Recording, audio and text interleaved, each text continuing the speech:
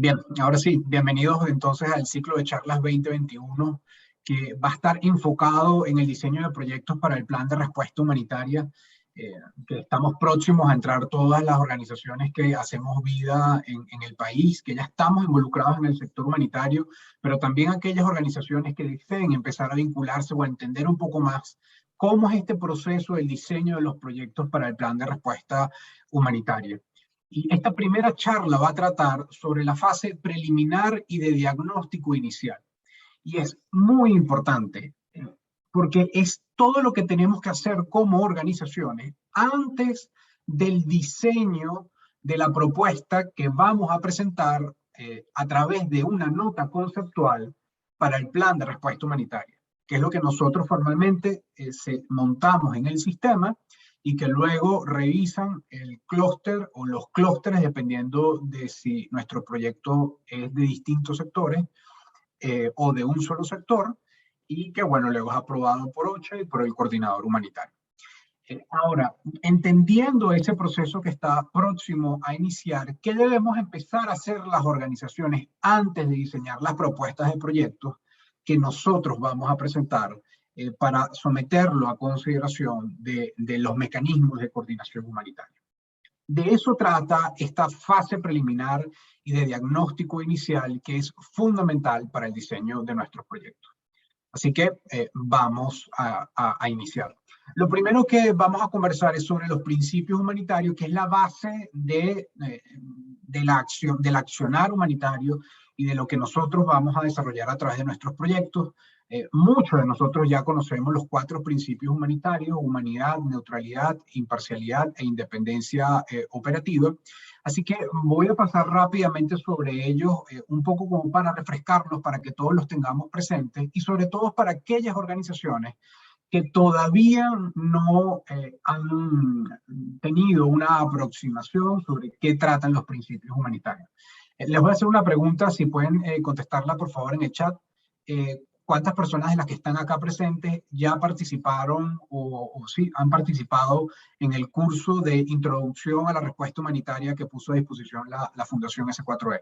Si lo pueden por favor compartir en las redes para tener como una visual de cuántas personas de las que están presentes participaron o no participaron en el curso de introducción, en donde tuvimos la oportunidad de profundizar un poco más sobre estos temas. Ahorita no lo tenemos disponible porque lo que hicimos fue que recogimos la retroalimentación de todos los que participaron y vamos a sacar una nueva edición del curso de introducción a la respuesta humanitaria. Ok, buenísimo, sí. Aquí están las distintas personas comentando quiénes participaron o no. Ok, Luis Franca no tiene experiencia. Ok, Luis, estamos pendientes, apenas volvamos a publicar el curso de introducción a la respuesta humanitaria, compartirlo para que lo puedas hacer y todo el equipo de la red de Casas Don Bosco que esté interesado también puedan participar. Bien, son 4 los principios humanitarios. El principio de la humanidad lo que dice es que el sufrimiento humano debe ser abordado donde quiera que se encuentre. El propósito de la acción humanitaria es salvar vidas, reducir el sufrimiento y garantizar el respeto por los seres humanos y la dignidad de la persona humana. Es el centro, es el core, el foco del accionar humanitario. Hay 2 principios que son fundamentales para entenderlo, que es el de la neutralidad, cuando hablamos que los actores humanitarios no deben tomar partido en ningún tipo de hostilidad o participar en controversias que sean de tipo político, racial, de naturaleza religiosa o ideológica. Y esto es fundamental porque los actores humanitarios apenas tomen una posición ante una controversia, y hay que tener mucho cuidado que se refiere a una controversia, porque a veces hay controversias en temas que al final llevan a lo político, ¿no? Entonces hay que estar muy pendiente. El tomar una posición puede quitarnos legitimidad para poder operar como actores humanitarios. Y esto pasa incluso porque decimos que compartimos no solamente los directores o las cabezas de las organizaciones que forman parte del sector humanitario, sino también los miembros del equipo de las organizaciones humanitarias. Y van a empezar a ver cada vez más cuando trabajen con donantes internacionales, cuando trabajen con agencias de Naciones Unidas, en donde se cuida mucho el cumplimiento de los principios humanitarios, sobre todo el de la neutralidad, para asegurar y que las organizaciones puedan mantener su legitimidad como actores neutrales y que por lo tanto cuando acceden a las comunidades lo hacen porque van a atender a las personas en necesidad y las van a ayudar a salvar vidas, a reducir el sufrimiento y a respetar la dignidad humana de las personas.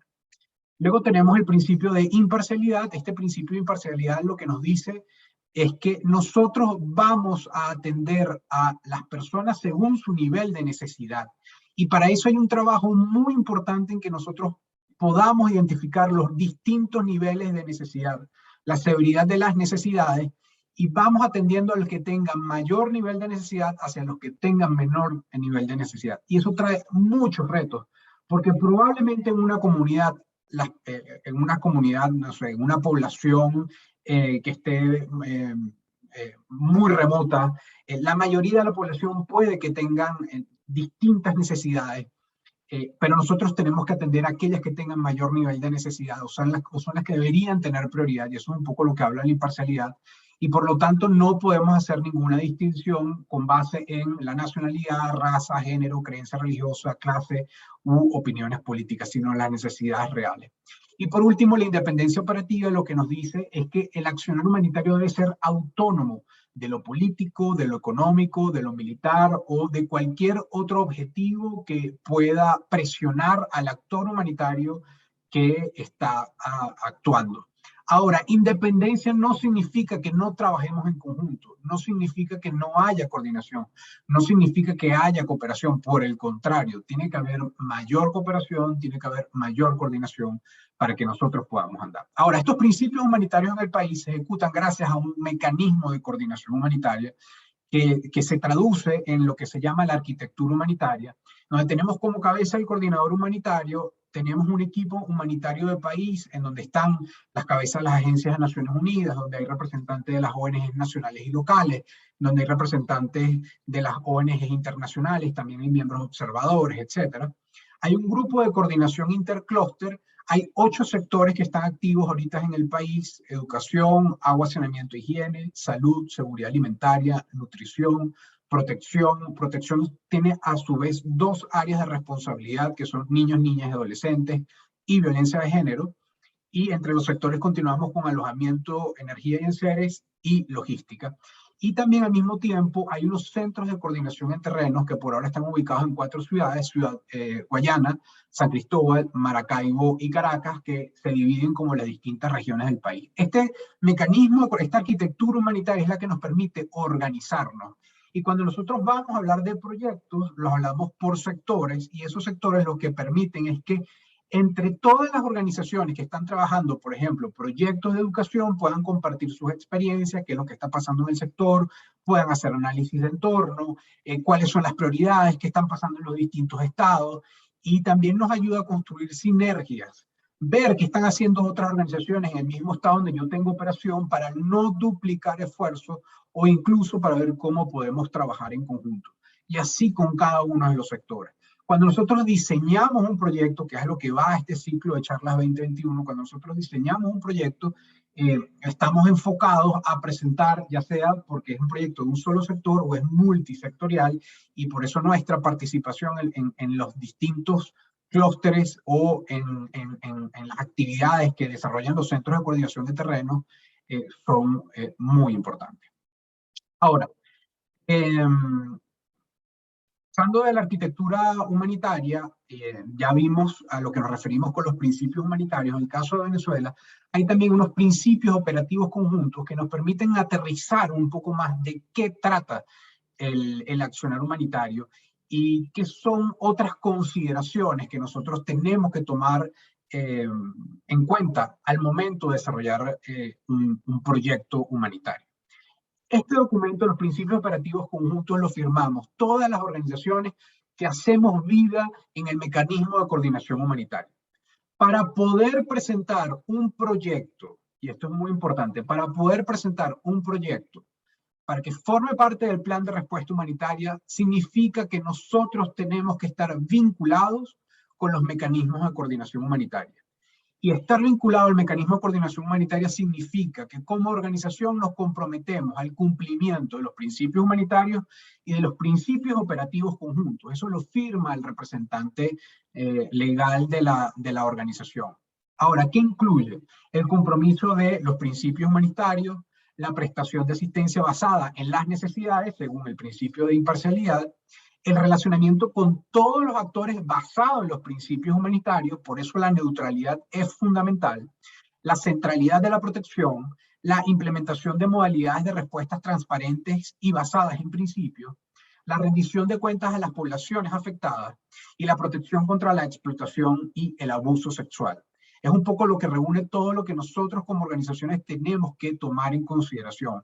Y esto se va desgranando en distintos niveles que lo vamos a ir viendo en la medida en que vamos avanzando en las distintas fases que vamos a desarrollar para el diseño de nuestro proyecto y que tenemos que tomar en consideración también para diseñar el proyecto. Porque van a ver que todo esto empieza a engranar y se empieza a entender y a conectar, por ejemplo, cuando hacemos una propuesta para el Fondo Humanitario de Venezuela. Bueno, primero cuando montamos la nota conceptual del proyecto para el Plan de Respuesta Humanitaria, luego cuando presentamos un proyecto al Fondo Humanitario de Venezuela, cuando presentamos proyectos directamente a donantes internacionales, etc. Ahora, para entender cómo es el ciclo de programación humanitaria. El ciclo de programación humanitaria empieza con el levantamiento de las necesidades, la evaluación de las necesidades y el análisis, que es un proceso, es el proceso en el que actualmente está el mecanismo de coordinación humanitaria. Está evaluando cuáles son las necesidades del país y analizándolas para poder plantear cómo va a ser la planificación estratégica, cómo se van a abordar esas necesidades que se consideraron en el terreno, que se consideraron en todo el país, con un conjunto de metodologías que deciden el equipo humanitario país, el grupo de coordinación interclúster, las agencias y los distintos actores humanitarios que están directamente involucrados. Se planifica, en esa planificación se genera el plan, y luego que tenemos el plan, aquí sí puedo hacer ya cabida con por ejemplo, el plan 2021, e inicia el proceso de la movilización de los recursos, la implementación y el monitoreo de los proyectos que están aprobados en ese plan de respuesta humanitaria. Luego se hace una evaluación y revisión operacional por pares de cómo fueron los resultados, y volvemos a un proceso de evaluación de necesidades y análisis, planificación estratégica, etc. Entonces, ¿dónde estamos ahorita? Para el nuevo plan de respuesta humanitaria se está en la evaluación de necesidades. Y próximo viene la planificación estratégica.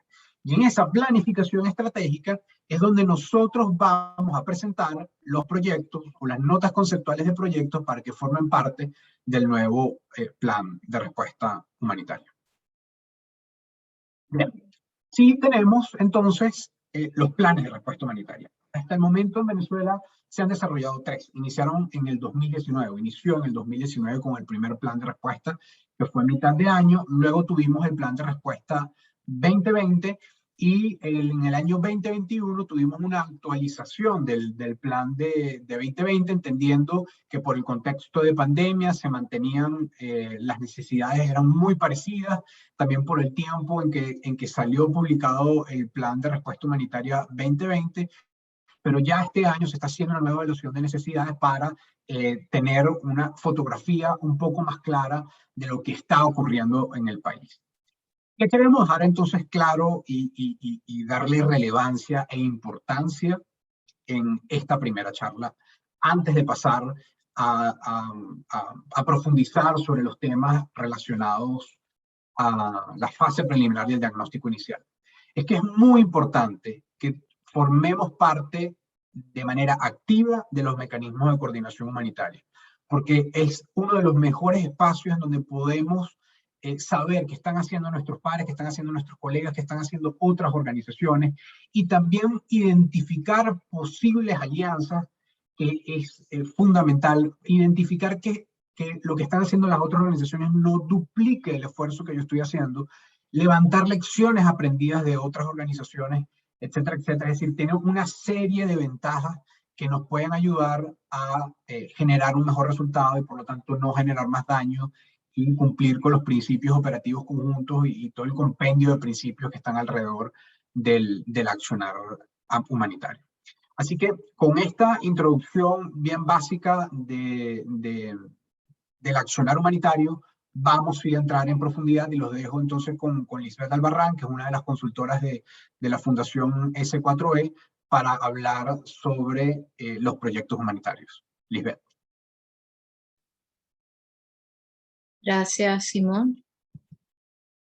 Ok, ya, un segundo. Bien, entonces, bueno, con toda esta explicación previa que nos dio Simón sobre dónde estamos, ¿no? ¿Cuál es el contexto de la situación humanitaria, la importancia de comprender y ser parte de esa arquitectura humanitaria y las particularidades de los proyectos humanitarios? Entonces, a través de esta infografía, lo que queremos es que tengamos esa visual completa, por un lado, de que es un proyecto, ¿no? Aquí arriba, vamos a ubicarnos aquí arriba, vamos a activar aquí para poder ver mejor. Entonces, tenemos esa necesidad que comentaba Simón, esa necesidad que ha sido identificada y que a través de las organizaciones, todas las organizaciones que están presentes y de los proyectos, de esas intervenciones, de esas estrategias que se definen, y que a través de esos proyectos entonces damos respuesta a esas necesidades. Pero entonces ahora vamos a ubicarnos. Si tenemos ese proyecto particular de la organización y esa organización va a dar respuesta a una población afectada o en necesidad que está ubicada en una localidad en particular, en un estado en particular, porque sabemos que las realidades del país son, bueno, son particulares, pero además cada estado tiene sus, digamos, sus situaciones, sus propias realidades.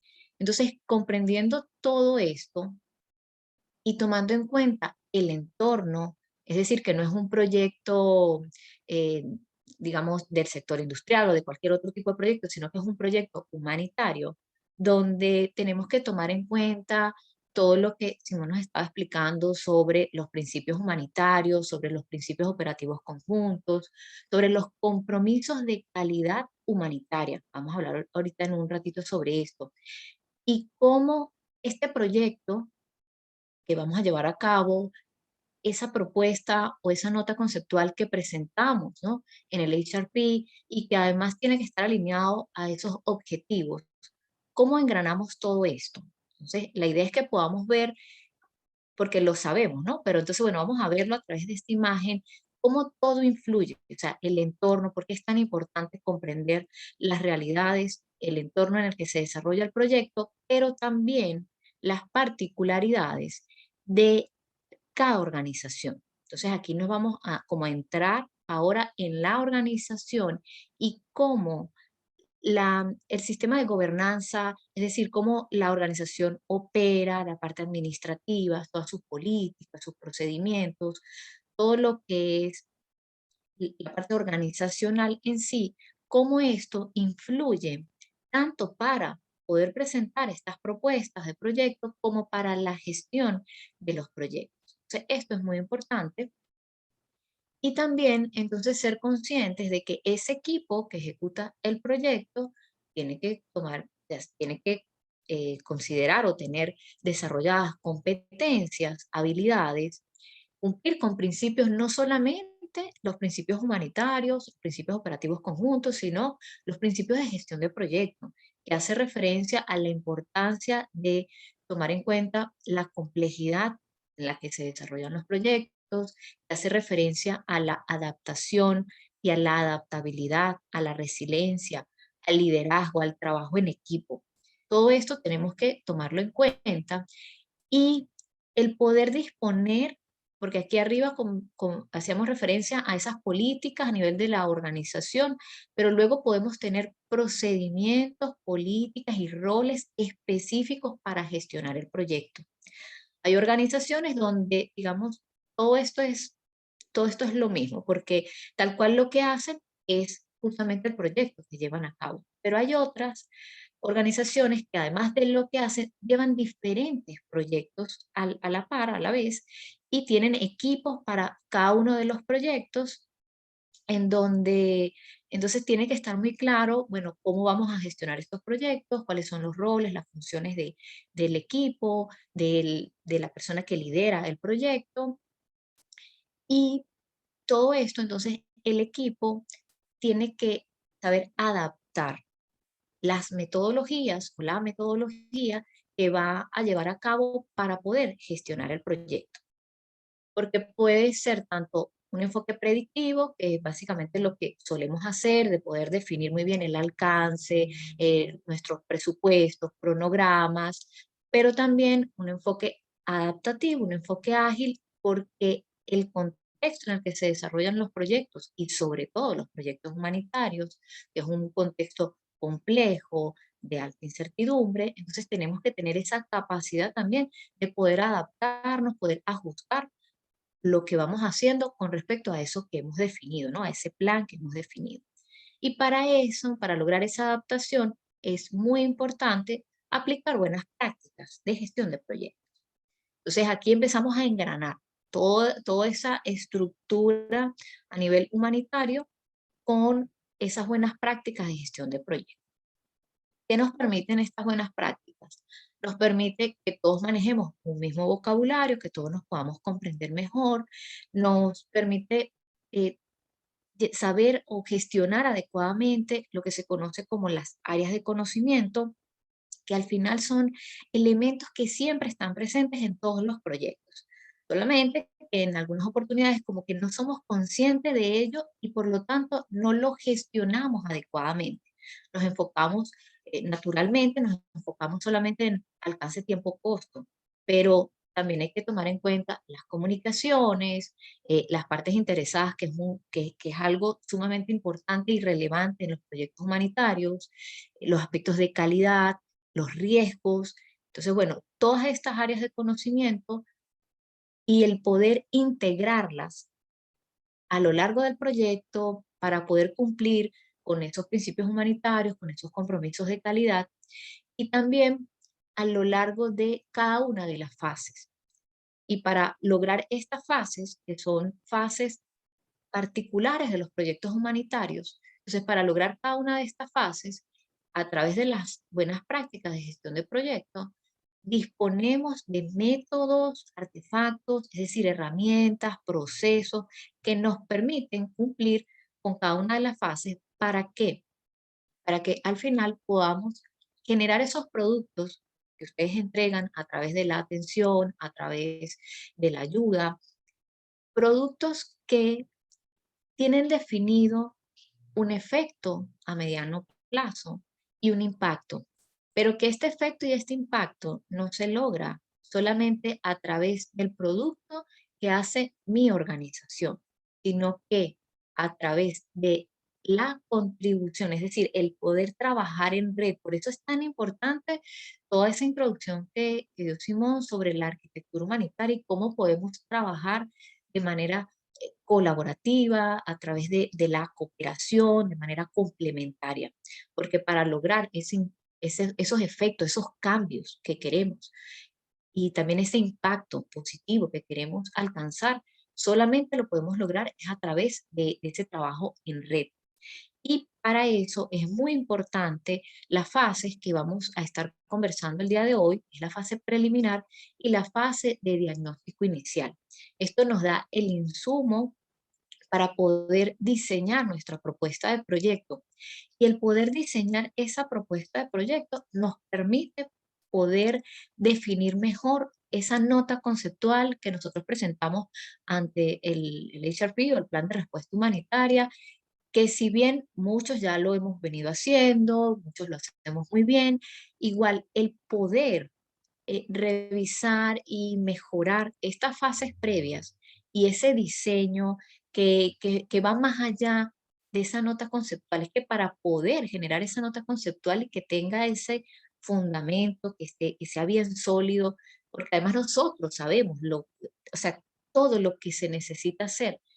Vamos a utilizar técnicas, herramientas, procesos que nos permiten justificar mejor toda esa información, documentarla, afinarla, poder tomar en cuenta otros aspectos que sabemos que están ahí presentes, pero que muchas veces no los sistematizamos, no utilizamos herramientas que nos ayuden a poder ver otros aspectos y a considerar otros elementos para finalmente presentar esa propuesta, poder contar con recursos financieros, porque no es nada más la propuesta o la nota conceptual ante el HRP, que es muy importante, que es un paso clave, sino también poder disponer de esa información sustentada para todas esas convocatorias que podemos presentar nuestro proyecto para poder contar con esos recursos financieros que nos va a permitir luego poder seguir a las fases siguientes que es la preparación, que es la implementación, el monitoreo y finalmente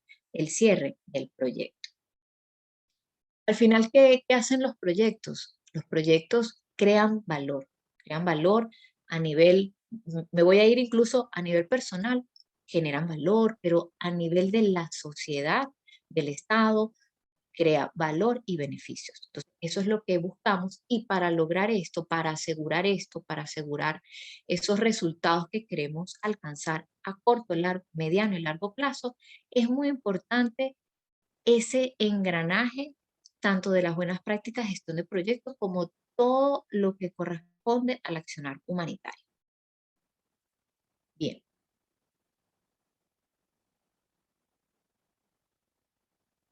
ok. Ahora, es importante también tomar en cuenta cuando estamos llevando a cabo nuestros proyectos, desde las fases previas y durante, por supuesto, su implementación, entonces asegurar lo que es la calidad humanitaria y la rendición de cuentas. ¿Y qué calidad? O sea, ¿qué calidad se refiere y qué tenemos que asegurar? Entonces, la calidad de los cambios de la intervención, es decir, asegurar que realmente vamos a hacer ese cambio que se espera a través de la intervención que vamos a llevar a cabo, a través del proyecto que vamos a llevar a cabo. ¿Y qué nos podemos preguntar para asegurar esto? Bueno, ¿cómo podemos de forma concreta y realista, esto es muy importante, concreta y realista, mejorar las condiciones de la vida de las personas? ¿Y por qué digo que es muy importante? Porque claro, todos tenemos deseos, sueños de poder ayudar y hacer más, porque sabemos que hay muchas necesidades presentes en las poblaciones. Pero, y por eso ahora cuando veamos la fase preliminar vamos a comprender mejor estas dos palabras, concreta y realista, pero muchas veces la organización sola no tiene las capacidades para dar respuesta a todo esto. Y a veces conseguimos en las notas conceptuales del HRP, del Plan de Respuesta Humanitaria, que, que quieren poder participar en todos los sectores o en muchos sectores, en muchos clústeres, ¿no? Y cuando se revisa realmente las capacidades de la organización, no, realmente ella puede dar respuesta a un sector en particular o una necesidad en particular. Entonces es muy importante esto, pero eso no quiere decir que entonces lo demás no lo podemos hacer. Por eso es importante el poder conocer qué otras organizaciones están presentes, que podamos trabajar en conjunto y que podamos sumar a ese cambio que queremos alcanzar. Luego tenemos la calidad de la gestión de la intervención. Entonces aquí ya nos vamos como que a ver el proyecto internamente. La primera es como, bueno, a ver ese resultado que se quiere alcanzar. ¿Y cómo podemos adaptar la intervención a los cambios constantes de contexto, necesidades y recursos? Aquí ya nos evocamos es a la gestión del proyecto y para eso es muy importante las buenas prácticas de gestión de proyectos. Poder utilizar, por ejemplo, herramientas que nos permitan identificar, evaluar, planificar, monitorear los riesgos y no solamente al principio o cuando estamos planificando el proyecto, sino a lo largo de todo el proyecto, a lo largo de todas las fases. El que podamos adaptar y ajustar ante los cambios que se presentan en ese contexto en el que se desarrolla el proyecto, poder adaptarnos e ir ajustando el proyecto, cómo gestionamos los cambios, cómo aseguramos el involucramiento de las diferentes partes interesadas, porque a veces ponemos foco solamente en la población afectada, en la población vulnerable, que ella es el centro, evidentemente, pero que tenemos que estar atentos de las diferentes partes interesadas para que nos sumen al proyecto, que podamos trabajar eso en red con otras organizaciones, que podamos también identificar qué partes interesadas pueden afectar al proyecto porque, bueno, no nos conocen, no conocen a la organización, por cualquier razón. Entonces, poder identificarlos, analizarlos y ver de qué manera podemos nosotros como organización asegurar el involucramiento de estas partes interesadas para que me ayuden, o sea, para que potencien y no afecten negativamente el proyecto, es clave. Y la calidad de las relaciones con los interesados, un poco lo que le estaba comentando. ¿Cómo podemos asegurar la máxima y responsable cooperación e implicación de todos los interesados?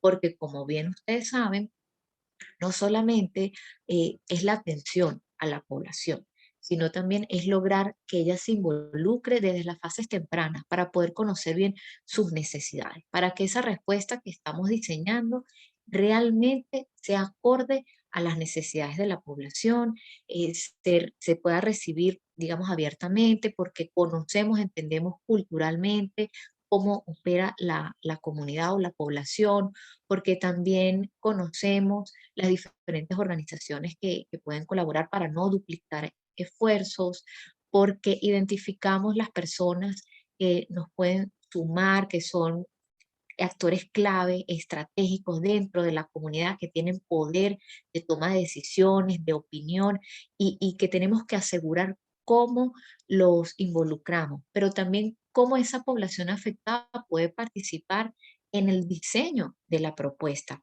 Y de esa forma aseguramos que se apropien de los resultados que estamos generando e incluso poder asegurar la sostenibilidad de esos resultados, de esos productos. Bien, entonces, ya vimos como el panorama completo, ¿verdad? Cómo funciona, cómo nuestro proyecto, la ONG, población, lugar, estado, país, el contexto de la situación humanitaria, los principios, las buenas prácticas, gestión de proyecto, las fases, y conversamos en la lámina anterior sobre qué aspectos, ¿no? Qué elementos claves tengo que asegurar. Y dentro de esos aspectos y elementos claves, entonces tenemos que cumplir con los compromisos de calidad humanitaria, que se encuentran en la norma humanitaria esencial o por sus siglas en inglés, se conoce como CHS. ¿Y cuáles son estos principios? Son 9 principios que si, en la medida que los voy a ir leyendo, seguramente ustedes van a asegurar de que sí, en efecto, nosotros cumplimos con eso. Pero luego vamos a ir viendo en la fase cómo aseguramos realmente el cumplimiento de estos principios. Están alineados, como pueden ver en la imagen, el centro de los 9 compromisos son los 4 principios humanitarios: imparcialidad, neutralidad, independencia, humanidad. Y las comunidades y personas afectadas por la crisis humanitaria siempre en el centro de todo lo que hacemos. Entonces, ¿cuáles son estos principios? Que la respuesta humanitaria sea adecuada y pertinente. Entonces, ¿cómo aseguramos esto? Una forma es justamente poder hacer esa evaluación, ese diagnóstico inicial para comprender muy bien y no solamente sea la apreciación o lo que de repente nosotros estamos viviendo, sino conocer más allá realmente las necesidades presentes. Que la respuesta humanitaria sea eficaz y proporcionada a tiempo. ¿Cómo aseguramos esto? O sea, siempre es pensando que cómo logramos asegurar cada uno de estos compromisos. Que la respuesta humanitaria fortalezca las capacidades locales y evite causar efectos negativos. Entonces aquí nos referimos no solamente a la intervención que hacemos nosotros, sino el poder trabajar en red con las diferentes organizaciones que estén presentes en la localidad. Que la respuesta humanitaria se base en la comunicación, la participación y la retroalimentación. Entonces es muy importante todo el tema de las comunicaciones, de la identificación de las partes interesadas, de la retroalimentación, de poder tener mecanismos de quejas. Viene ahora el siguiente compromiso, más específicos: las quejas son bien recibidas y gestionadas. Luego, la respuesta humanitaria es coordinada y complementaria. Entonces, ¿de qué manera podemos trabajar de forma coordinada y complementaria con las otras organizaciones, pero también con proveedores de la zona, con representantes de la sociedad civil, o sea, cómo hacemos todo este trabajo de forma cooperativa y colaborativa. Que los actores humanitarios estén en un proceso de aprendizaje y mejora constante. Entonces es muy importante el poder estar en ese proceso de aprendizaje y por eso lo que explicaba Simón con respecto al programa de humanitario, que es constante, o sea, nosotros hacemos una evaluación, se hace la planificación estratégica, se hace la implementación y volvemos a esa evaluación. ¿Por qué? Porque el contexto va cambiando, las realidades son distintas y también cada vez vamos aprendiendo y vamos mejorando. El personal cuenta con apoyo para hacer su trabajo con eficacia y recibe un trato justo y equitativo. Entonces, la organización también asegura de que su equipo de trabajo pueda contar con, bueno, justamente procesos de aprendizaje, el poder participar, el poder, bueno, tomar en cuenta todas esas iniciativas, trabajar en equipo, el liderazgo. Y finalmente, los recursos se gestionan y se usan de forma responsable para los fines previstos. Entonces, bueno, cumplimos con todos estos compromisos. Ahora vamos a ver cómo aseguramos qué cosas podemos incorporar justamente por todo el tema de la mejora continua, del aprendizaje, cómo podemos mejorar cada una de las fases por las que atraviesa el proyecto y asegurar el cumplimiento de estos compromisos de calidad.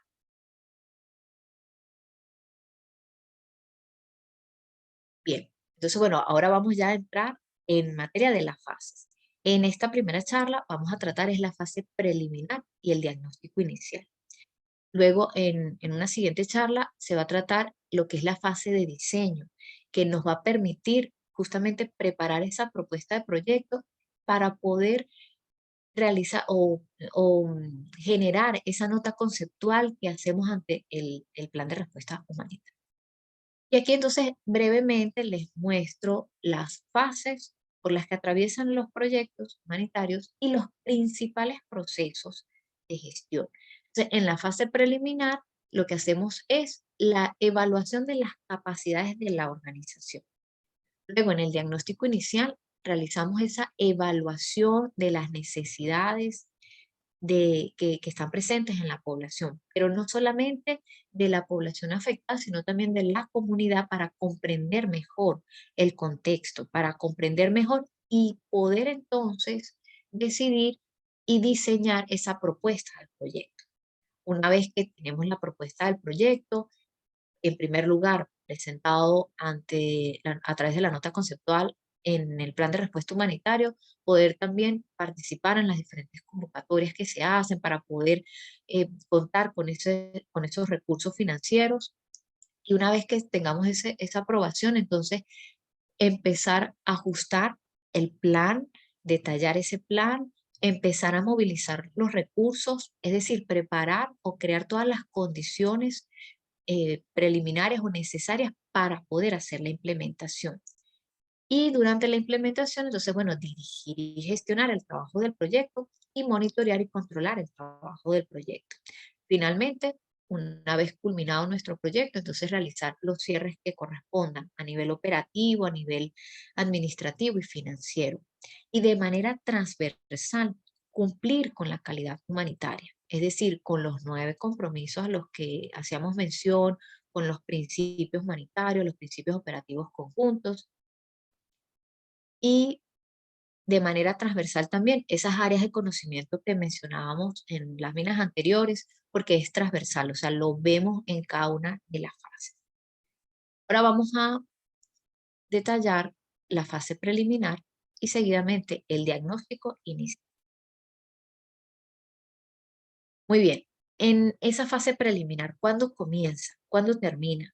La organización identifica una situación en la que una comunidad o una población se está viendo afectada por una crisis. ¿Y cuándo termina? Cuando la organización decide realizar la evaluación inicial, es decir, la siguiente fase. ¿Por qué? Porque dispone de las capacidades para llevar a cabo esa evaluación y para llevar a cabo más adelante la propuesta del proyecto. ¿Qué puede pasar? Aquí de repente a algunas organizaciones les puede hacer un poquito de ruido porque seguramente tienen ya tiempo, conocen muy bien las necesidades y tiene ya tiempo trabajando y tiene ya años, ¿no? Entonces, de repente dice, bueno, pero ya yo sé cuáles son mis capacidades. Recordemos que el contexto va cambiando y que también puede ser que una organización está ubicada justamente en la comunidad donde está esa población afectada, de repente, bueno, se presenta con nuevos retos, quiere poder ayudar a otras comunidades en otros estados.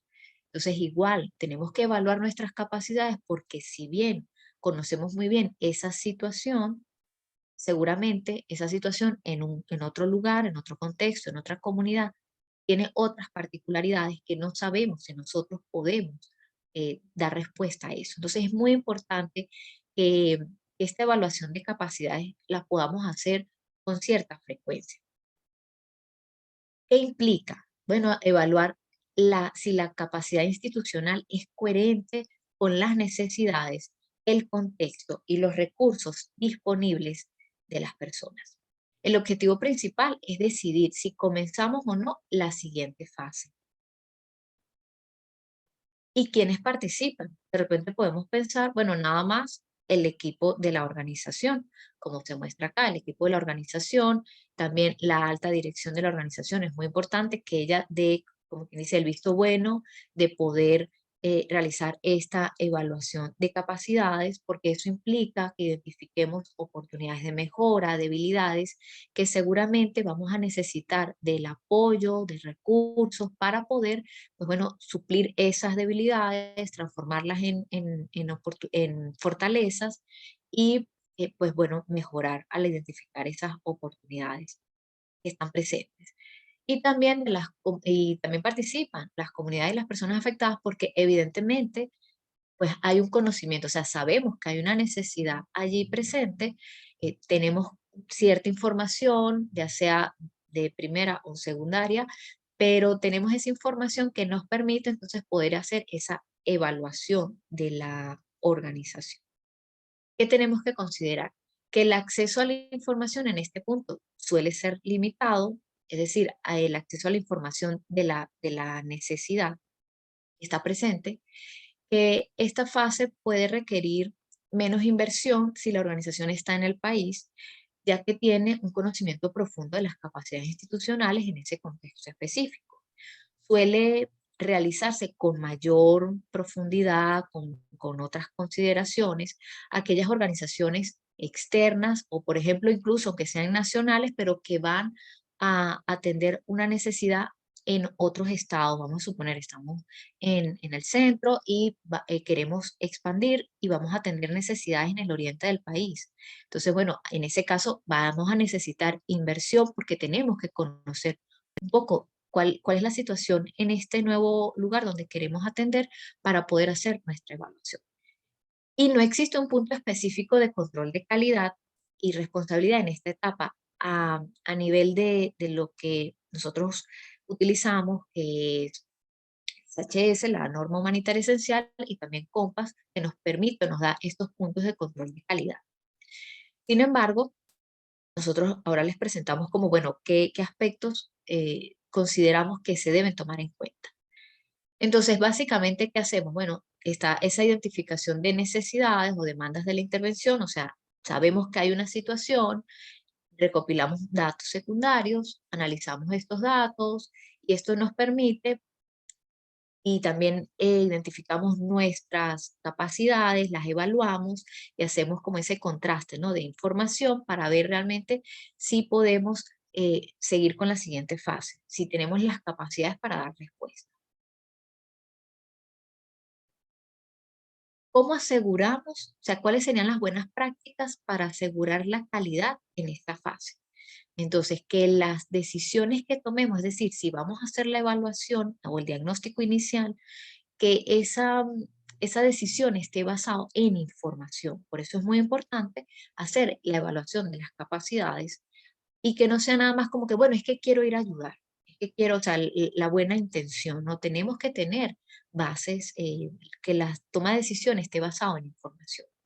Que debemos tomar en cuenta las limitaciones previsibles, retrasos, accesos limitados, problemas administrativos. O sea, tenemos que tomar en cuenta cuando hacemos ese análisis de capacidades, cómo mis limitaciones de organización pueden afectar esa intervención que queremos hacer más adelante.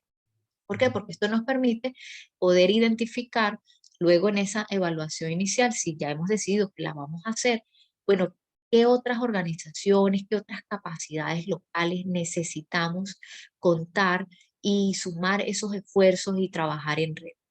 Asegurar procesos de toma de decisiones adecuados para actuar sin demoras innecesarias. Tomar en cuenta las capacidades de respuestas locales para evitar la duplicación, consultar cualquier plan de preparación o contingencia existente, saber si ya, o sea, queremos a lo mejor hacer una atención y resulta que ya hay algún plan de preparación existente en otra organización.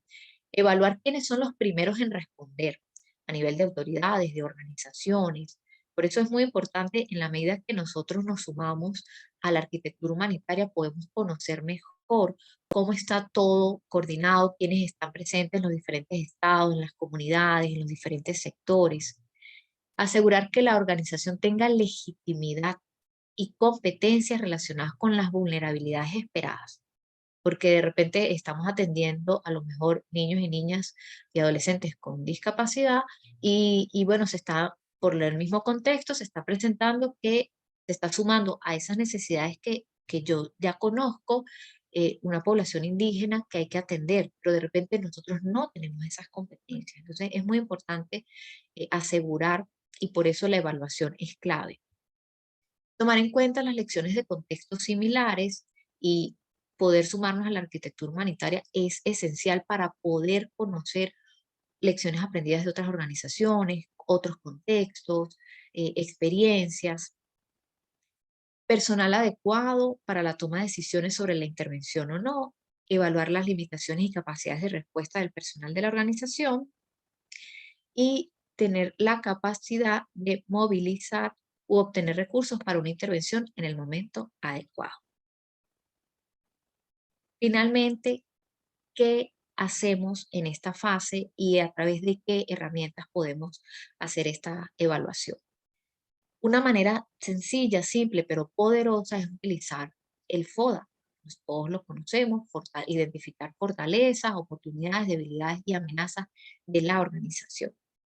Entonces, hacer este ejercicio con cierta frecuencia, es decir, por lo menos una vez al año, o dependiendo del proyecto que vamos a llevar a cabo, así sea un proyecto que ya nosotros hemos participado en muchas oportunidades, tenemos experiencia, tenemos conocimiento, vamos a hacer este ejercicio del FODA para que podamos identificar, bueno, qué cosas tenemos, dónde tenemos oportunidades para mejorar y cuáles son esas amenazas. Antes de la pandemia habían otras amenazas y luego a través de la pandemia se presentaron situaciones, retos, desafíos que, que nos hicieron ver como organización que teníamos que, bueno, aprender y trasladar cosas que hacíamos presencialmente a la virtualidad. O sea, por eso es muy importante hacer esta evaluación con cierta frecuencia porque el contexto cambia y mucho más nuestro contexto venezolano. Y desde la fundación tenemos un servicio de evaluación de capacidades organizacionales a través de 2 instrumentos de evaluación sobre aspectos institucionales, organizativos y de control interno, donde a través de estos instrumentos, a nivel individual y de equipo, identificamos fortalezas, debilidades y oportunidades de mejora. De mayor información para poder tener este servicio, entonces bueno, aquí le dejamos el contacto. Bien, Lisbeth, voy a agregar algo ahí que es muy importante, ¿sí? sobre todo en los puntos que compartiste anteriormente.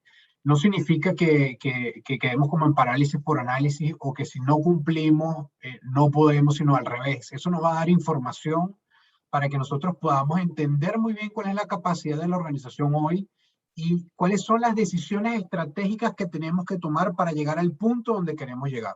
¿Sí? Porque nosotros recuerden que tenemos que asegurar que la acción o el proyecto que ejecutemos no genere más daño. Entonces, ¿qué es realmente, cómo estamos nosotros, qué tenemos hoy, qué necesitamos para plantear la hoja de ruta que nos va a permitir como organización tener las capacidades plenas para, ¿sí? Eso es fundamental, porque además es fundamental tener esa información, porque si yo digo, no tengo las capacidades plenas, pero con un ejemplo que está dando Lisbeth, yo estoy en Barcelona y necesito ir a Puerto Ordaz, entonces yo ya conozco muy bien mis capacidades, sé qué es lo que necesito tener, pero tal vez yo puedo conseguir una organización en Puerto Ordaz que sí tiene esas capacidades y por lo tanto puedo establecer una alianza, ¿no? O sea, hay que pensar no solamente desde la organización, sino, bueno, si yo ahorita no lo tengo y no tengo los recursos para crecer de manera exponencial, me puedo aliar. Es una posible solución para poder llegar, bueno, porque estoy interesado en el tema o porque tengo un donante, pero yo sé que a lo interno no puedo llegar hasta allá. Y así buscar soluciones para ese proceso de cómo escala la organización o cómo crece la intervención que quiero tener a futuro.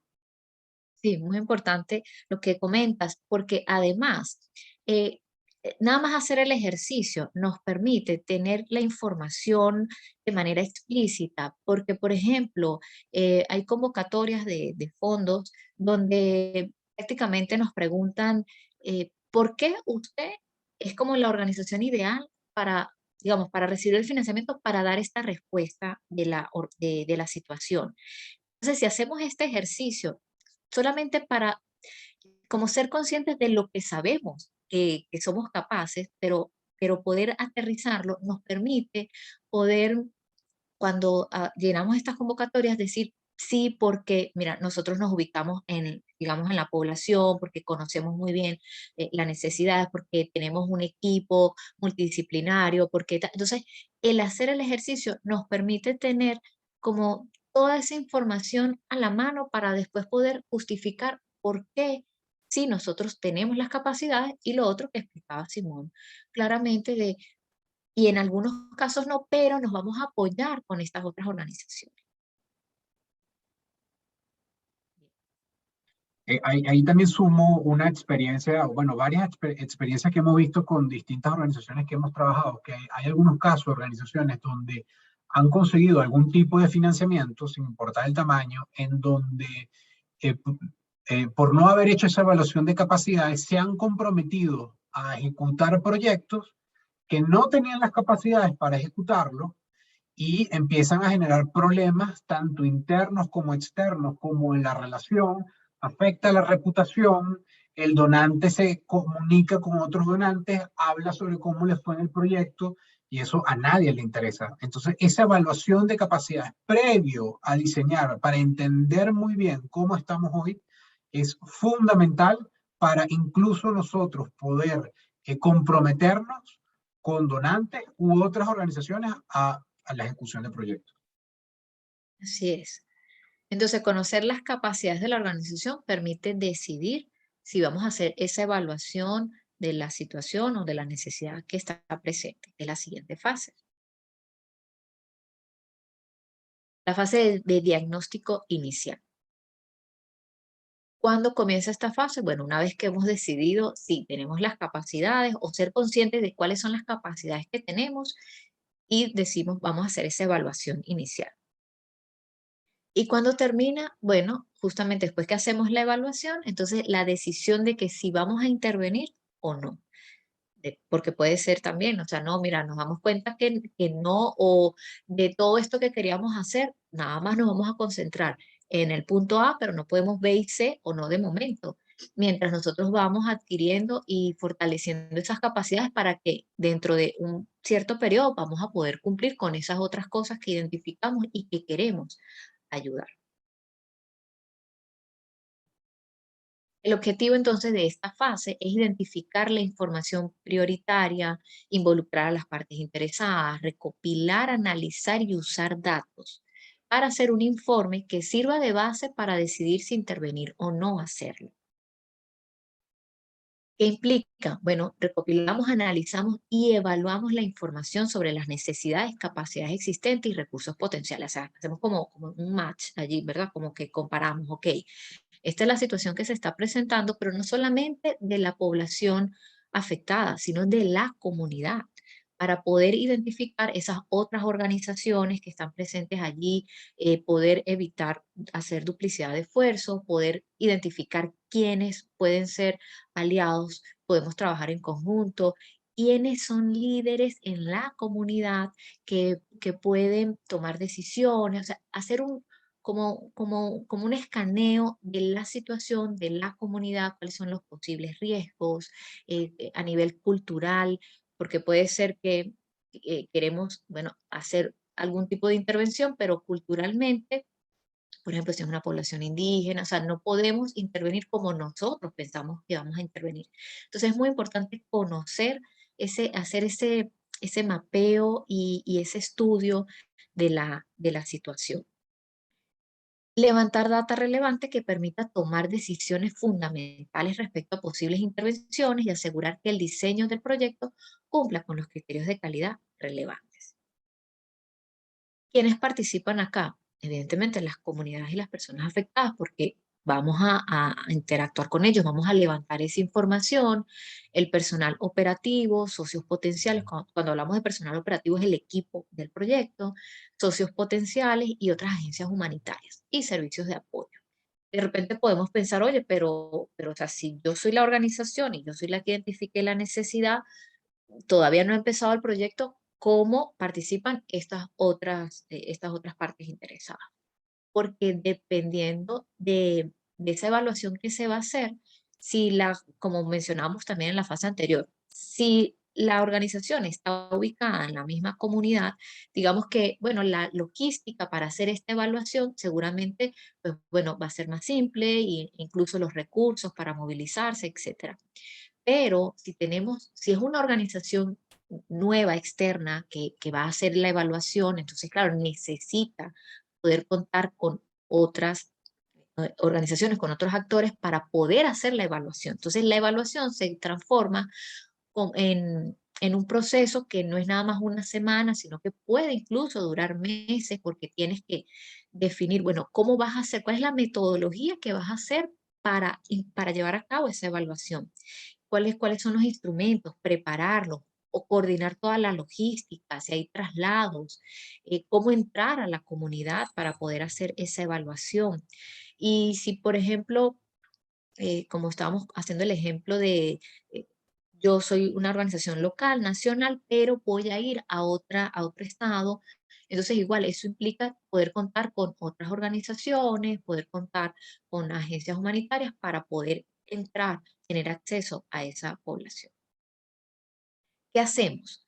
Bueno, primero que nada tenemos que tener muy claro, bueno, cuál es el alcance de la evaluación. O sea, no es nada más ir y levantar información de lo que yo creo que es la necesidad, sino realmente definir, o sea, hay que preparar, o sea, hay que definir cuál es la metodología, confirmar cuál es el alcance, cuál es la metodología que vamos a utilizar, porque a lo mejor pensamos que de repente la mejor forma es a través de, no sé, de un llenado de encuesta, pero resulta que no hay recursos para hacer esto. Entonces, ¿cómo hacemos? O si de repente vamos a levantar información de una población donde hay eso, población indígena, donde hay adulto mayor, donde hay, o sea, una gran cantidad de diversidad. ¿Cómo vamos a manejar todo eso? ¿Cómo vamos a procesar los datos? ¿Cómo vamos a diversificar los datos? O sea, en género, en edad, o sea, ¿cómo? Hay que sentarnos y pensar, o sea, hay que planificar esa evaluación. ¿Cómo se va a hacer? ¿Cómo vamos a procesar los datos para después poder generar ese informe? Igual, la intención no es asustar de que, wow, o sea, todo lo que tengo que hacer, sino ser conscientes de la importancia de poder pensar en todo esto, que seguramente muchas organizaciones lo hicieron de manera empírica, natural, y si podemos hacer una retrospectiva, seguramente vamos a poder escribir, bueno, cómo se hizo o sea, qué metodología utilizaron, qué instrumentos utilizaron, hasta dónde llegó el alcance de esa evaluación, y poder incluso en una segunda, porque no hay una sola evaluación. Cada vez que vamos a hacer un proyecto, es importante poder revisar, poder hacer esa evaluación porque las necesidades cambian, ¿ok? Y también poder preparar los recursos que necesitamos para hacer esa evaluación, porque dependiendo nuevamente de dónde está ubicada la organización y a qué comunidad, qué población vamos a hacer la evaluación, o a qué comunidades, en cuántos territorios geográficos vamos a hacer esta evaluación, necesitamos de recursos para poder hacer, pues bueno, las movilizaciones que corresponden.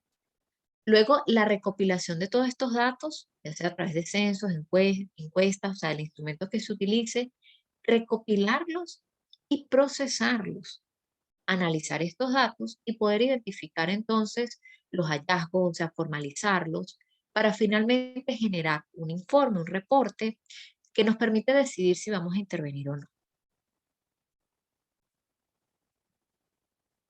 Entonces, ¿cómo aseguramos que esta fase cumpla con los criterios de calidad, con los compromisos de calidad? Entonces, bueno, identificamos las necesidades y problemas subyacentes. O sea, no es nada más identificar la necesidad, sino también los problemas subyacentes y las causas potenciales de esas necesidades, porque en esa medida vamos a poder pensar, porque lo clave y el valor del reporte que se genera de esta fase es que ya nos da el panorama completo para poder nosotros luego diseñar a la medida que dé respuesta de manera oportuna, eficiente, eficaz, acorde a las necesidades de la población. Entonces, el poder identificar incluso las causas potenciales nos va a permitir nosotros definir realmente si las estrategias o las actividades que nosotros teníamos pensado realmente va a dar respuesta o va a permitir no solamente responder inmediatamente por la urgencia que hay, sino más allá lograr ese cambio que se quiere lograr. Si va a sumar, sabemos que solos no podemos, que hay que trabajar en red, pero que si lo que yo hago va a sumar a ese cambio que queremos lograr. Dar prioridad a las evaluaciones iterativas versus las de profundidad que consumen recursos. Exacto. O sea, en esta fase no es que, bueno, yo me voy a hacer una super evaluación que va a durar un año y que voy a gastar esfuerzos, recursos y la necesidad está allí y la urgencia está allí. No, vamos a darle prioridad a esas evaluaciones que nos permiten levantar información para luego, conforme nosotros también podamos ir interactuando y más adelante, pues bueno, implementando esa propuesta de proyecto que ha sido aprobada, poder entonces seguir haciendo esas evaluaciones que nos permiten tener mayor profundidad de la información. Analizar las necesidades de todas las comunidades, no solamente de la organización, perdón, de aquellas que la organización pueda atender. ¿Por qué? Porque eso nos permite también entender las interrelaciones, el por qué, qué es lo que está ocurriendo. Identificar las normas técnicas y buenas prácticas vigentes y relevantes aplicables a la intervención. Entonces, en esta fase, tomando en cuenta la información que estamos levantando y que estamos evaluando, nos permite identificar, bueno, cuáles son las normas técnicas, por ejemplo, de acuerdo a cada sector, si es de protección, si es de salud, que nosotros tenemos que ya empezar a tener allí a la mano y revisar, porque nos va a permitir luego poder diseñar mejor nuestra propuesta de proyecto. Analizar las capacidades locales y factores de vulnerabilidad, los riesgos posibles de impactos negativos, las comunidades afectadas por la crisis son consultadas dentro de la evaluación y se presta especial atención a las cuestiones específicas relacionadas con género, edad y discapacidad. O sea, la importancia de hacer ese desglose de datos. Preguntar a las comunidades sobre su medio preferido para recibir información sobre el proyecto y ponerse en contacto con la organización. Es muy importante, o sea, al final estos tips que vamos dejando acá nos permite pensar cómo va a ser esa evaluación. O sea, qué vamos a preguntar, cómo vamos a levantar esa información para asegurar de poder diseñar, bueno, los mecanismos de monitoreo, de información, de rendición de cuentas, los de retroalimentación y quejas, que sea acorde a la población. Evaluar los sistemas de quejas y comentarios existentes, si existen ya algunos, entonces, bueno, evaluar si han sido efectivos o no, identificar las dinámicas culturales, sociales y de poder que pueden obstaculizar el funcionamiento de los mecanismos de denuncia, porque puede ser que nosotros tengamos pensado y la población dice, bueno, queremos que podemos hacer la retroalimentación o las quejas a través de un buzón, pero resulta que hay todas unas dinámicas culturales que no permiten que eso se lleve a cabo. Entonces, ¿cómo aseguramos, cómo le damos confianza, seguridad a esa población para que pueda dar esa retroalimentación o esas quejas o esas denuncias que están pasando? Entonces, tenemos que comprender muy bien cuál es la dinámica que ocurre allí. Preguntar a las comunidades afectadas cómo se encuentran más cómodas compartiendo comentarios y quejas. Fomentar evaluaciones conjuntas con actores relevantes. Una pregunta clave es si, y no solamente preguntas, sino en ese reporte, al final, todo esto que está acá es parte de lo que debe ir en ese reporte. O sea, ese informe final, ese diagnóstico inicial, no solamente hace referencia a la evaluación, cuántas personas están afectadas de acuerdo a la desagregación de datos, sino también comprender el contexto, el entorno, poder saber si esa evaluación se hizo solo con la organización o si se hizo en conjunto con otras organizaciones. Eso nos permite también tener una información más completa, más integral, más realista. Recopilar todas las evaluaciones internas y externas, identificar estructuras de coordinación adecuadas, compartir los resultados de las evaluaciones con estas estructuras. Considerar las lecciones de la experiencia previa en la prestación de ayuda para la evaluación, asegurar que el personal responsable de la evaluación conozca los valores y mandatos de la organización, porque claro, dentro de esta fase de diagnóstico inicial, igual miembros del equipo del proyecto, miembros de la organización, interactúan ya con la comunidad y tenemos que asegurar que se cumplan los principios. Por eso es importante, esto es transversal, los principios humanitarios, principios operativos conjuntos y los compromisos de calidad. Con el propósito, pues bueno, de no hacer más daño y de asegurar todo esto. Asegurar que se proporcionen los recursos financieros, de tiempo y logísticos necesarios para esa evaluación. Identificar el impacto potencial en el medio ambiente del uso de recursos naturales y locales. O sea, podemos ya identificar a través de este diagnóstico inicial si a través de nuestra intervención se va a hacer uso de los recursos y de qué manera podemos impactar al medio ambiente.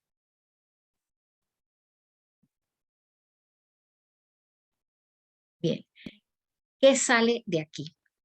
Tenemos como puntos de control, o sea, si quisiéramos asegurar que estamos cumpliendo con la fase de diagnóstico inicial, entonces tenemos por un lado el método de recopilación de datos, es decir, que tenemos claro, bueno, cuál es el alcance de esa evaluación que vamos a hacer, tenemos claro la metodología, los instrumentos, cómo va a ser el procesamiento de datos, cómo va a ser toda la logística, la coordinación, cuánto tiempo voy a demorar en hacer esa evaluación, el objetivo, el propósito, los métodos, las herramientas, cómo vamos a procesar todo esto. Entonces, esto sería nuestro primer punto de control.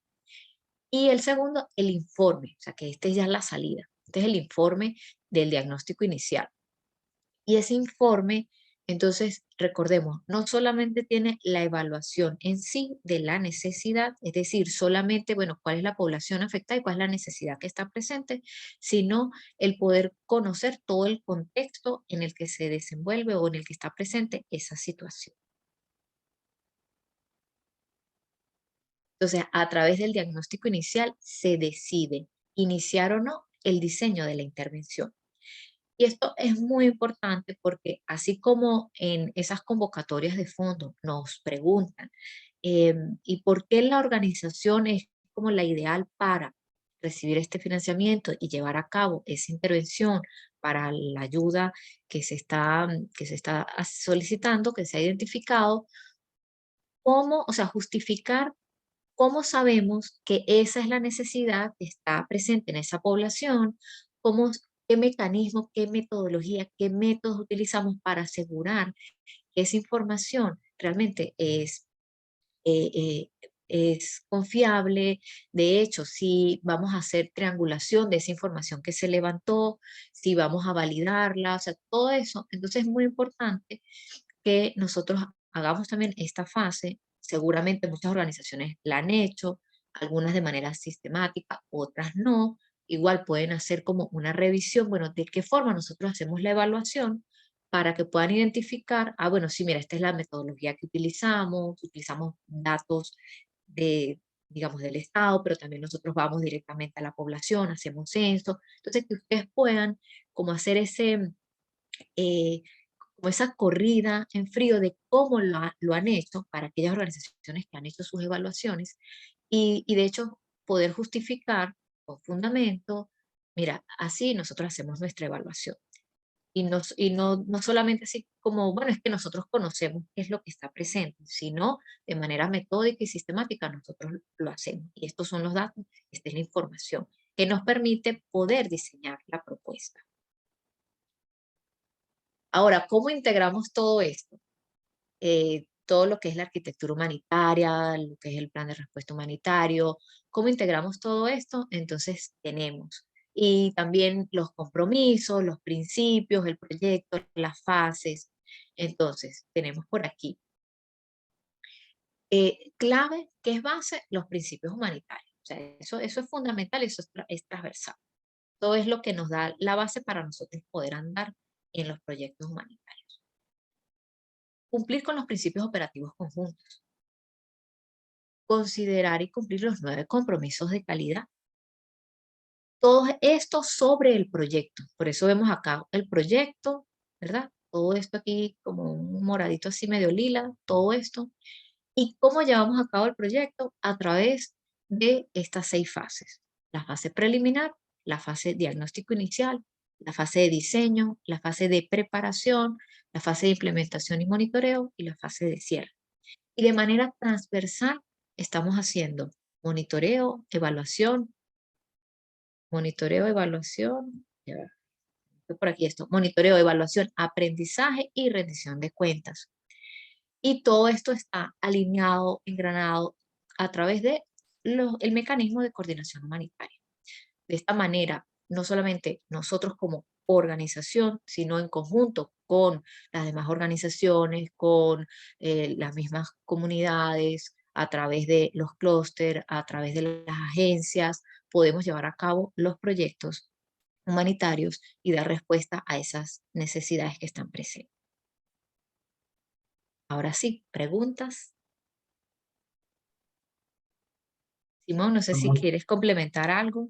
Sí, no, muchas gracias, Lisbeth. No, aquí lo que estamos viendo, el comentario que podemos decir es, esto no es un tema de cómo, no es para abrumarnos, sino para irnos mostrando como buenas prácticas que son como estándares internacionales y buenas prácticas que nos ayudan a empezar a darle forma a lo que seguramente ya muchos de nosotros estamos haciendo, ¿sí?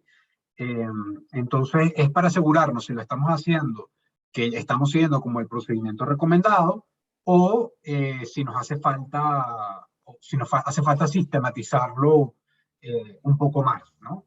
Y hasta qué nivel lo podemos empezar a hacer, porque bueno, ahorita al principio, digamos, nosotros no nos sentimos en capacidad o no estamos en capacidad de poder abordar la totalidad de lo que se está viendo, pero ¿cómo podemos empezar a hacerlo? Entonces, el ya empezarnos a plantearnos eso nos va a ayudar a ir preparando mejores propuestas o diseñar mejores propuestas de proyectos que vayamos a presentar para los planes de respuesta humanitaria, o incluso darnos cuenta si para este momento yo estoy preparado para presentar una propuesta de proyecto, o es preferible que yo busque una alianza con una organización o sencillamente me espere hasta el año que viene, por dar un ejemplo, ¿sí? Entonces, esas son lo que nos permite hacer ese ejercicio de plantearnos toda esta serie de cosas y tomar decisiones estratégicas que sean claves y que nos faciliten la siguiente fase, que sería la del diseño del proyecto. Entonces, bueno, dejamos el espacio abierto para preguntas. Lo pueden hacer por el chat o pueden levantar también la mano para darle la palabra de dudas que puedan llegar a tener.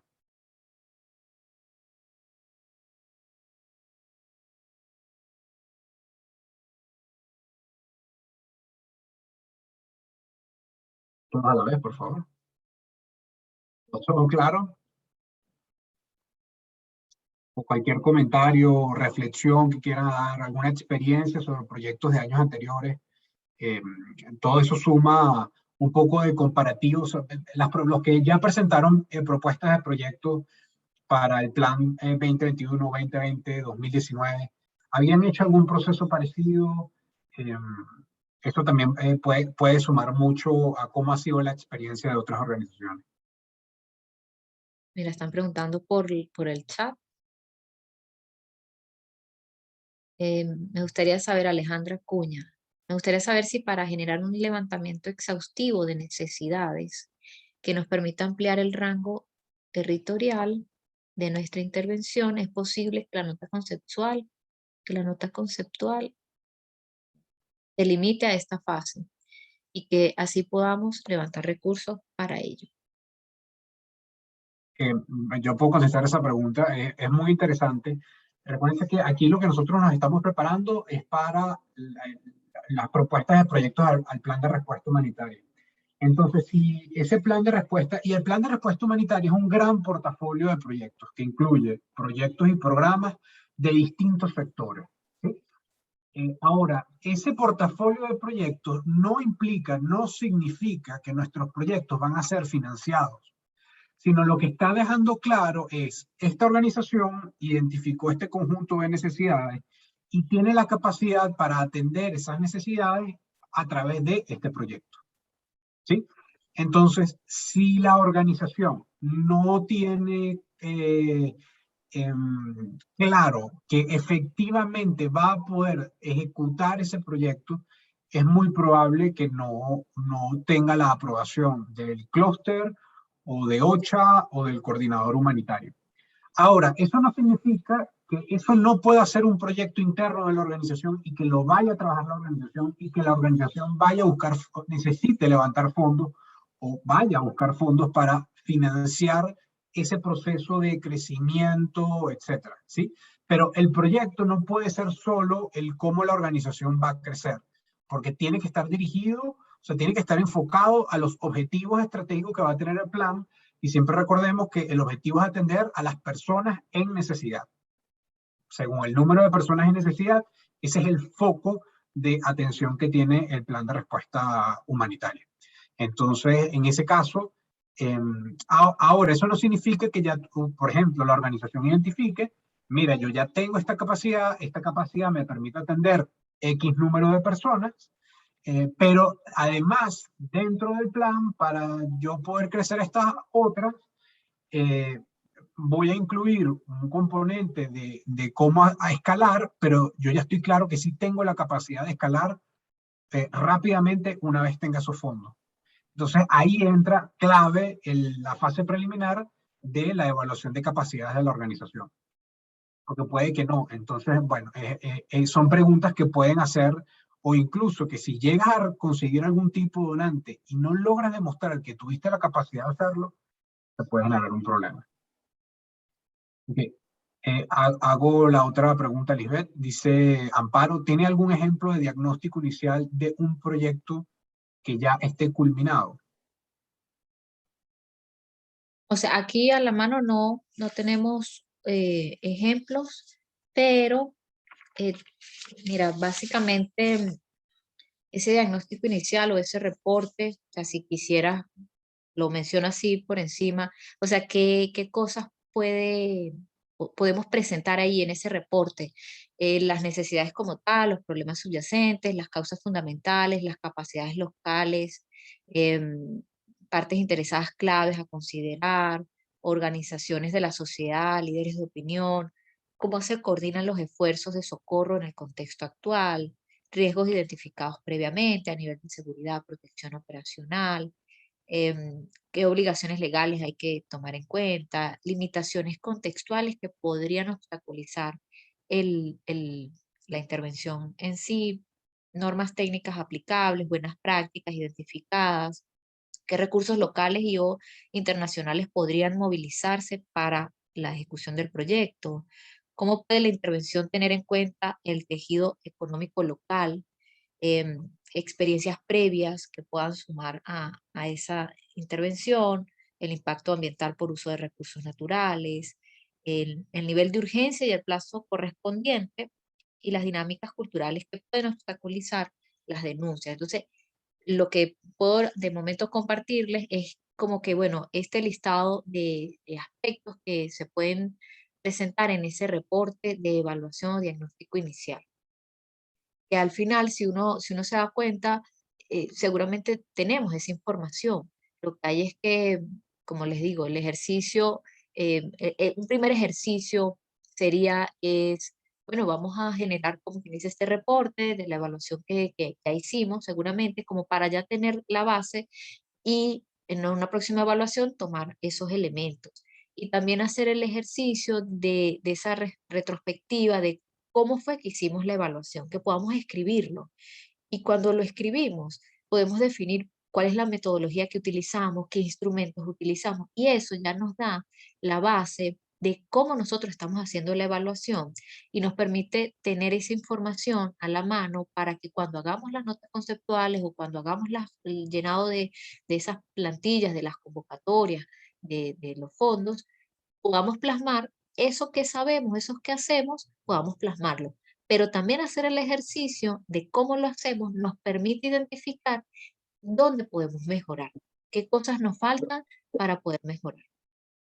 Ahí yo agrego, Amparo, que es muy interesante la pregunta y es uno de los retos que tenemos, es cómo empezamos a levantar información y la compartimos entre aquellas ONGs que ya están haciendo este proceso y que nos permita el ver experiencias de pares, ¿no? Eso es fundamental y bueno, es una de las actividades que nos gustaría nosotros también empezar a hacer a desarrollar como red, el levantar estas experiencias y compartirlas en una base de datos de,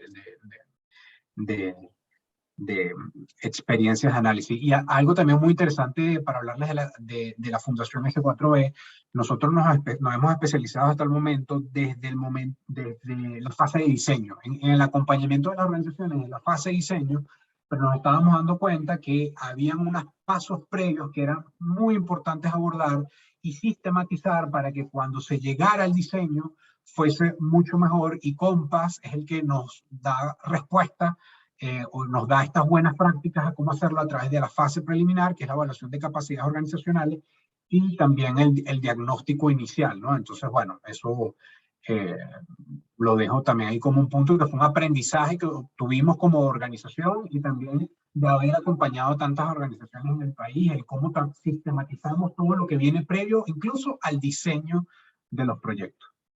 Sara Soriano nos dice todo bastante claro, aprecio el detalle de los criterios de calidad. Sí, esto es un tema que sobre todo en la Fundación S4E estamos especializándonos y adentrándonos cada vez más, que es la calidad humanitaria, cómo se entiende y cómo se traduce en cosas concretas. Pero puede ser tanto que, bueno, irlo planteando, ir generando el interés e ir pensando cómo lo podemos implementar en cada uno de nuestros proyectos. Yomara tiene la mano levantada y luego seguimos también con las preguntas que están. Yomara. Gracias, Simón. Gracias, Lisbeth. Buenas tardes a todas y todos. Excelente presentación. Fíjate, Simón, como tú sabes, nosotros estamos ejecutando actualmente un proyecto financiado por el Fondo Humanitario de Venezuela. Sin embargo, desde la experiencia de la organización, yo creo que uno de los aspectos limitantes al momento de hacer el diagnóstico, ¿verdad? Que las organizaciones pueden contar con mucha experiencia en el trabajo de campo, pero esa experiencia a veces no está sistematizada y es parte de lo que tú comentabas y Lisbeth también de alguna manera. Sin embargo, a veces los diagnósticos que se requieren para documentar este tipo de convocatoria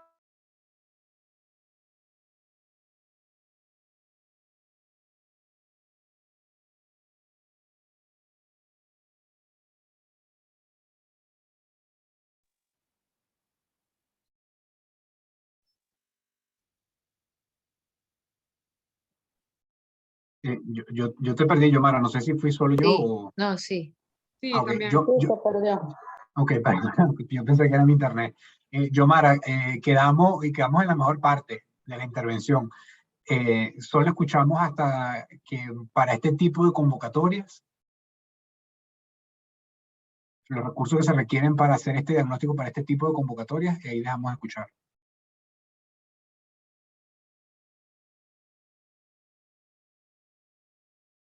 No, Yomara bueno, ya cuando regrese la invitamos. Ok, entonces continuemos y esperamos a que llegue Yomara. José Luis Núñez nos dice, en nuestro caso, aún no hemos tenido la oportunidad de administrar proyectos, tenemos muchas ideas basadas en necesidades de la población que atendemos y me gustaría recibir de ustedes mayor orientación para viabilizar proyectos relacionados con nuestra actividad. Muy bien, José Luis. Algo que nosotros estamos ahorita planteando es ver si abrimos como unos espacios, todavía no lo tenemos definido, de o dudas o preguntas que puedan tener las organizaciones para canalizar. No le tenemos un nombre específico, pero nos quedamos entonces con tu caso para ver si podemos empezar así como es como una sesión o una reunión de una hora para escuchar qué está haciendo la organización, qué necesita y ver qué recomendaciones se le pueden dar para canalizar lo que tienen previsto hacer o conectarse con los mecanismos de coordinación humanitaria, etc. Entonces ahí lo que yo te recomendaría es, nos puedes escribir un correo electrónico o igualito nosotros ya tenemos tu contacto por el registro para ver si abrimos este espacio de, de encuentros para canalizar ideas que puedan tener las organizaciones. Jorge Luis nos pregunta, ¿cuál es la diferencia entre un proyecto de desarrollo y un proyecto de respuesta humanitaria? Lisbeth, ¿quisieras responder? Y bueno, el proyecto humanitario está más orientado primero, pues el trabajo colaborativo, cooperativo y que da respuesta a una situación de emergencia prácticamente. En cambio, el de desarrollo, ambos están dentro del contexto de proyectos sociales, pero el de desarrollo tiene miras más a largo plazo de cambios en la comunidad, pero también allí hay una participación más activa de diferentes organismos del Estado, pero en pro justamente de ese desarrollo de la comunidad. No sé si quieres complementar, Simón.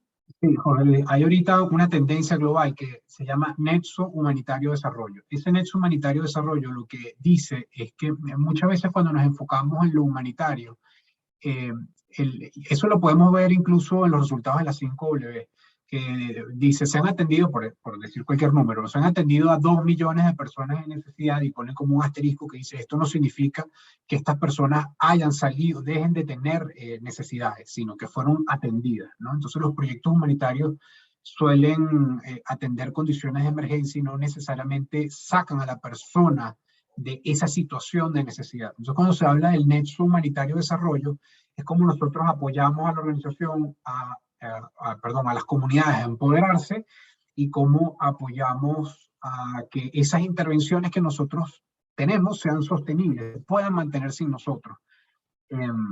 Y ahí ya empieza a unirse con el concepto de desarrollo.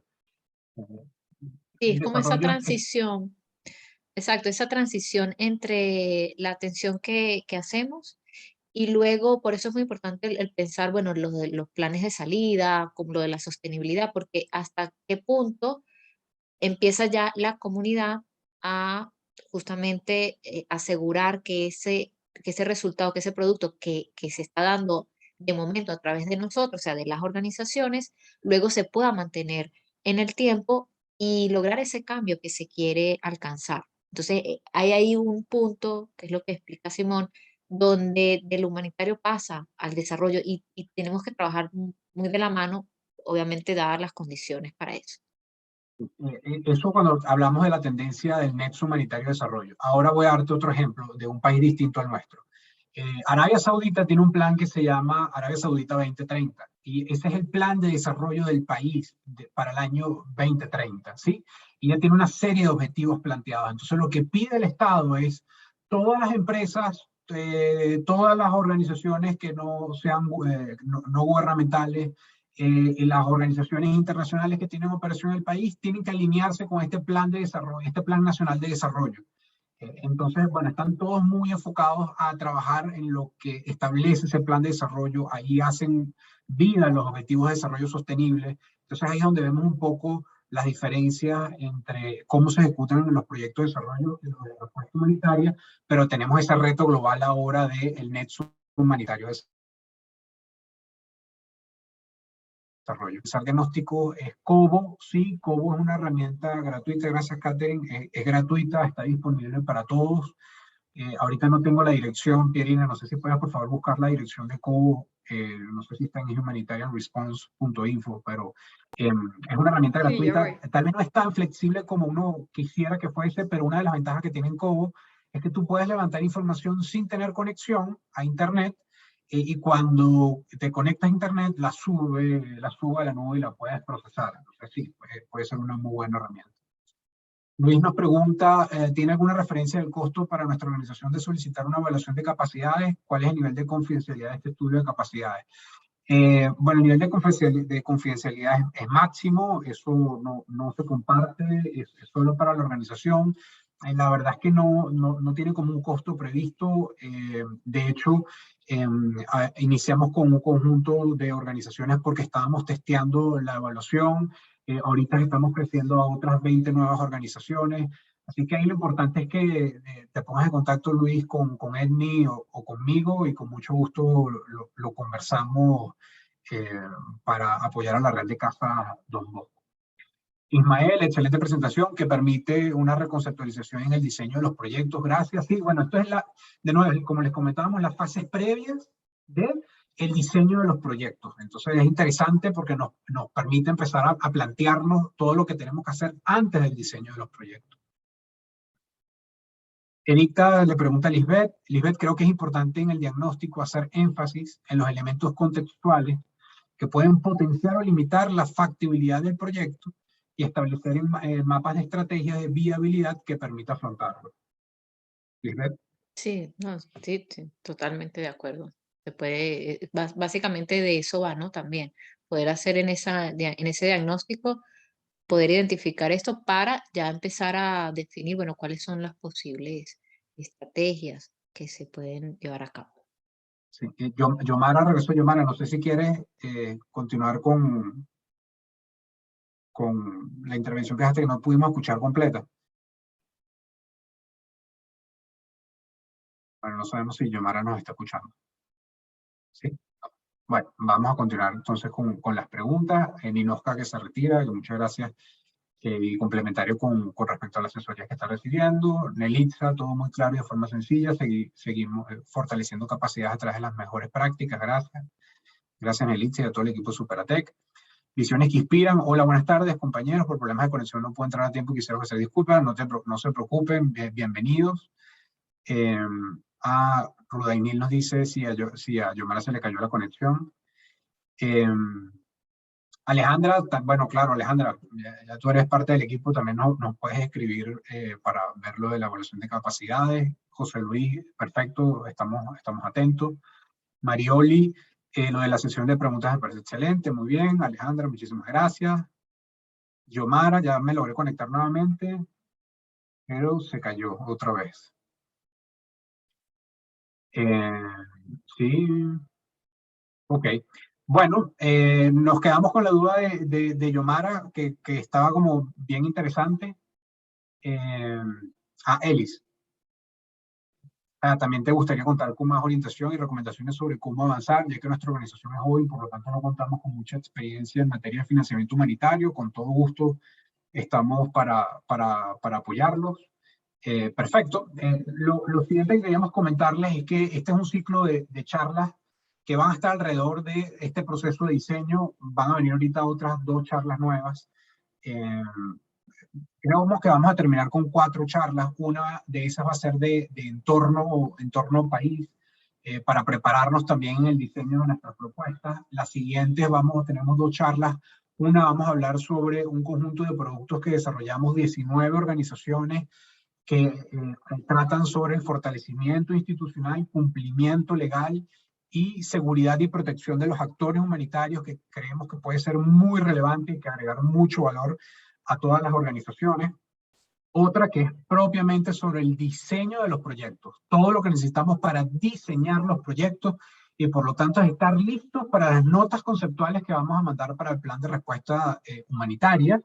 Y una última de entorno. No sabemos si va a ser 1 o 2 de entorno, pero con eso esperamos cerrar el ciclo de charlas. Y esto lo estamos haciendo a través de una iniciativa que llamamos la Red S4B Humanitaria. La Red S4B Humanitaria, nosotros lo que buscamos es reunir a un conjunto de organizaciones, y esta es la siguiente lámina, reunimos a un conjunto de organizaciones para brindar apoyo técnico, para que podamos en conjunto intercambiar experiencias, para aprender de expertos y entre nosotros mismos en distintas áreas que son de nuestro interés. Como ven, el trabajo entre organizaciones es fundamental. El trabajo en red es importantísimo para apoyar el desarrollo de todos los actores humanitarios que quieren alcanzar el máximo de su potencial, y además de alcanzar el máximo de su potencial, eso significa o se traduce en que podamos atender a cada vez a más personas y de mejor manera a esas personas. Así que invitamos a todas las organizaciones que aún no forman parte de la red a que se sumen para que puedan seguir participando en actividades privadas que pueda seguir desarrollando esta red, que están enfocadas en apoyo técnico, un poco lo que estamos haciendo aquí, ¿no? Apoyo técnico. Así que los invitamos a todos y todas a participar. No sé si Yomara se volvió a conectar. Sí, gracias. Yomara, sí. La verdad que disculpen, es que la conexión ha estado fatal. Bueno, no sé qué otros temas habrán abordado en el interín, y seguramente esta duda o este comentario fue quizás referido de manera directa o indirecta. Les decía que, bueno, desde el punto de vista de las organizaciones, muchas veces esto no tenemos el rigor en la sistematización, y que por eso era tan importante lo que ustedes comentaban con anterioridad de cómo estamos haciendo ese proceso. Sin embargo, en el marco de estos proyectos donde uno tiene que ampliar muchas veces el espacio geográfico, yo creo que sería interesante también como brindar algunas herramientas, o no sé, la sugerencia de usted para esas organizaciones más pequeñas que están comenzando, cómo pueden arrancar con este proceso diagnóstico, porque suena, efectivamente, suena chévere, perfecto, tener todo esto, pero cuando uno tiene que ponerse en el papel, y ustedes lo saben bien, hacer la propuesta, y no tenemos todos los insumos, y sabemos que muchas veces hacer un diagnóstico riguroso demanda recursos. Entonces, ¿cómo manejarlo en organizaciones pequeñas? Falta data en nuestro país. Entonces, empíricamente sabemos que no es la manera. Entonces, ¿qué recomendación también dan ustedes como para ese arranque y poder participar las organizaciones más pequeñas que no han tenido esta experiencia? Nosotras, por ejemplo, hicimos uso también de todos los elementos informativos que están a disposición como parte de la respuesta humanitaria en el Human Response, pero igualmente creo que es importante que ustedes hagan referencia a este aspecto. Por una parte, el tema de cómo cubrir o cómo poder financiar este tipo de diagnósticos si no se cuenta, y por otra parte, de qué manera comenzar a hacerlo, más allá de que documentarlo. Ok, adelante y disculpen. No, muy buenos comentarios, Yomara, excelente. Y esos son retos que tenemos todas las organizaciones. Ahí lo que pudiera plantear es que por eso es importante, y lo comentaba Lisbeth, tal vez nosotros estamos planteando hacer ese diagnóstico a través de encuestas, y para eso necesitamos papel, impresión, traslado, toda la logística para llegar a las comunidades si estamos lejos de las comunidades, y eso tiene un costo. Entonces es buscar mecanismos según la capacidad que tiene la organización para levantar datos, pero hacer el esfuerzo de levantar los datos. Entonces tal vez no es esa forma la encuesta, tal vez la forma es, como recomendó Catherine, utilizar Cobo, y se va con los celulares personales, cada uno se monta en Cobo, se va con los celulares personales, se empieza a levantar información. Ahí el reto es cómo se logra levantar el financiamiento para levantar información sobre necesidades. Yo no tengo respuesta. Si alguien la tiene, sería súper valioso. Es complicado porque también nosotros que hemos hecho evaluaciones de necesidades, muchas veces esa evaluación de necesidades va por cuenta propia de la organización, por equipos de voluntariado, y uno va mejorando a través del tiempo, y lo que hace es que cuando ya tienes un proyecto aprobado, tratas de hablar con el posible donante, de decir, mira, yo termino el proyecto aquí, pero a mí me gustaría, para cerrar el proyecto como una estrategia de salida, hacer un nuevo diagnóstico. Para yo quedar claro de cuál fue la foto cuando terminé, y que si yo puedo conseguir un nuevo donante, yo pueda dar la última foto. Eso lo hemos hecho. Y puede ser una estrategia interesante, y hay donantes que dicen, sí, estoy interesado, hay donantes que te dicen, no estoy interesado, pero esa puede ser una forma. Ahora sí debo decir que muchas veces al principio viene por cuenta propia de la organización, ¿sí?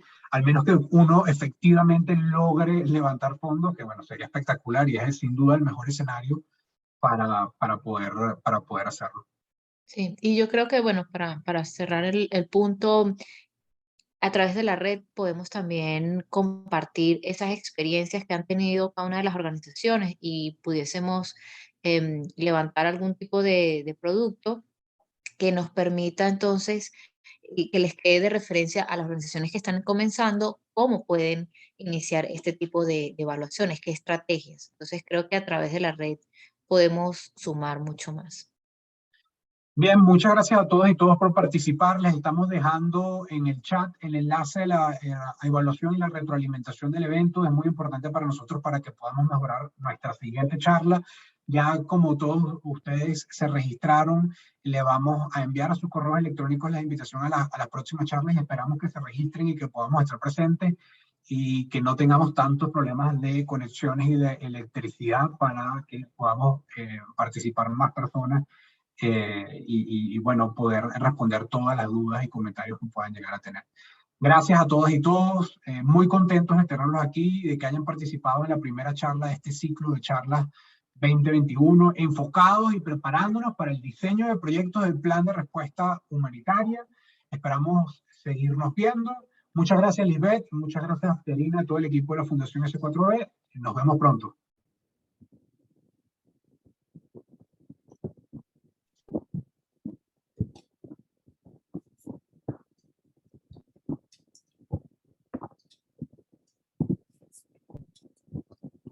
Chao.